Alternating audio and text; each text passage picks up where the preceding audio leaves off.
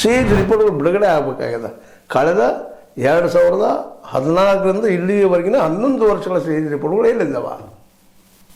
ಆ ರಿಪೋರ್ಟ್ಗಳಲ್ಲಿ ಏನೇನು ವ್ಯಕ್ತ ಆಗಿದೆ, ಯಾವ ಯೋಜನೆಗೆ ಎಷ್ಟೆಷ್ಟು ಖರ್ಚಾದು, ಎಷ್ಟು ಮಾಡಿದರು, ಯಾರಿಗೆ ಹೋಯ್ತು, ಎಲ್ಲಿ ಹೋಗ್ತಾನ, ಇವತ್ತು ಎನ್ಕ್ವೈರಿ ಆಗೋದು ಅನಿವಾರ್ಯ ಅದ.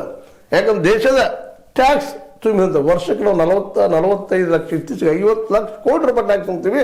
ಆ ದುಡ್ಡು ಎಲ್ಲೆಲ್ಲಿ ಹೋಯ್ತು, ಏನಾಯಿತು, ಯಾವ ಯೋಜನೆಗೆ ಅದು ಯಶಸ್ವಿ ಮಾಡಿತು ಅನ್ನೋದು ಇವತ್ತು ಈ ನಮ್ಮ ಸಿ ಎ ಜಿ ಮಹಾಲೇಖಪಾಲರು ಇವತ್ತು ಕೇಳಬೇಕಾಗಿದೆ. ಅದೆಲ್ಲ ವರದಿಗಳನ್ನು ಹೊರಗೆ ಬಿಡುಗಡೆ ಮಾಡಬೇಕಾಗಿದೆ. ಇದು ಭಾಳ ಮಹತ್ವದ್ದಿದು. ಒಂದು ಕಾಲಕ್ಕಿದೆ ಬಿ ಜೆ ಪಿಗರು ಕಾಂಗ್ರೆಸ್ಸಿನ ಆವತ್ತಿನ 2G 4G 5G 6G ಅಂತ ಹೇಳ್ತಾ ದೊಡ್ಡ ಹಗರಣ ಆಯಿತು ಅಂತ ಹೇಳ್ತಾ ಇದ್ರು. 5,000 ಕೋಟಿ 10,000 ಕೋಟಿ. ಇವತ್ತು ಯಾವ ರೀತಿಯಾಗಿ ಲಕ್ಷ ಕೋಟಿ ಆಯಿತು. ಮತ್ತೊಂದು ಏನೋ ಹೇಳಿದರು, ಇಲ್ಲಿವರೆಗೆ ಪ್ರೂವ್ ಆಗಲೇ ಇಲ್ಲ.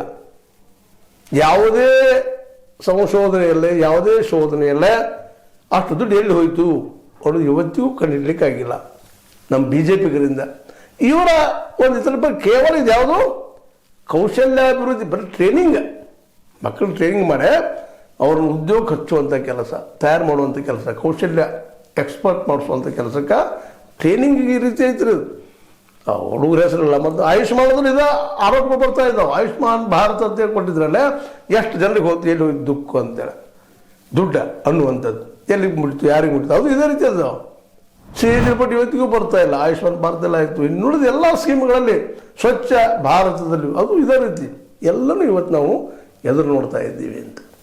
ಇದರ ವಿರುದ್ಧ ಹೋರಾಟ ಇವತ್ತು ಮಾಡಬೇಕಾಗಿದೆ ವಿರೋಧ ಪಕ್ಷಗಳು. ಇವೆಲ್ಲ ಎಲ್ಲಿದ್ದಾವಪ್ಪ, ಇದು ಹುಡುಕಿ ಸರುವಂಥ